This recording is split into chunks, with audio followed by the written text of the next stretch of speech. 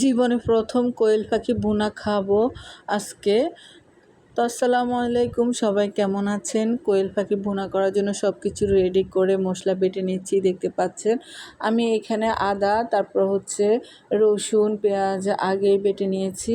তারপর এখন আমি গরম মশলাগুলো বেটে নিচ্ছি শিলপাটায়। দেখতে পাচ্ছেন সবগুলা মশলাই কিন্তু আমি নিয়েছি। এদিকে কিন্তু আমি কোয়েল পাখিকে সুন্দরভাবে ধুয়ে টুয়ে সব কিছু রেডি, একদম পেঁয়াজ, কাঁচামরিচ, তারপর টমেটো এখানে বাটিতে সব কিছু আলাদা আলাদাভাবে আমি নিয়ে নিয়েছি।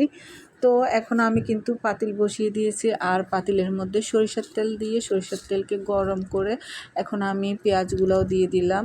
পেঁয়াজ দিয়ে আমি কিন্তু তেজপাতাও দিয়ে দিব।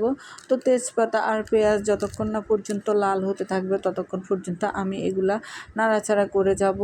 তো যখন লাল হয়ে যাবে ততক্ষণ পর্যন্ত আমাকে অপেক্ষা করতে হবে। দেখতে পাচ্ছেন সরিষার তেলে কিন্তু এই একটাই সমস্যা, পেনা হয়ে যায়। তো এখন কিন্তু আমি পেঁয়াজ লালের পরে আমি মশলাগুলোও দিয়ে দিলাম, সব কিছু একে একে। এখন আমি আদাও দিয়ে দিচ্ছি। তো দেখতে পাচ্ছেন আদাগুলো কিন্তু আগেই ব্লেন্ড করা ছিল, যার জন্য আমি কিন্তু এগুলো পরে দিলাম। তো আমি মশলাগুলোকে ভালোভাবে তেলের সাথে এইভাবে নেড়ে চেড়ে ভেজে নিতে হবে। মশলা যত ভাজবেন, যত কষাবেন, তরকারির স্বাদ কিন্তু ততই বাড়বে। এদিকে আমি কিন্তু বড় সাইজের একটা টমেটো দিয়ে দিলাম, লাল টমেটো।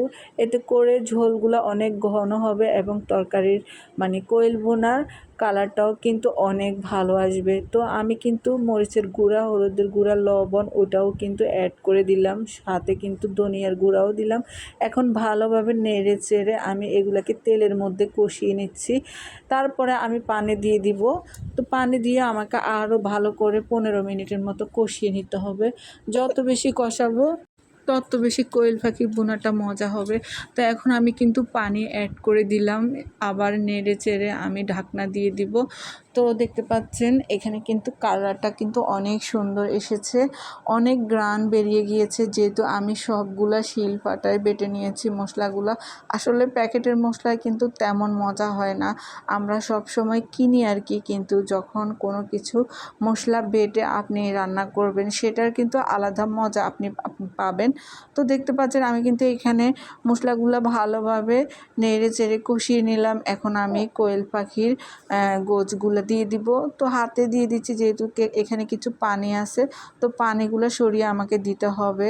এই যে দেখতে পাচ্ছেন এখানে মোট 6টা কোয়েল পাখি, 3 জোড়া কোয়েল পাখি নিয়েছিলাম।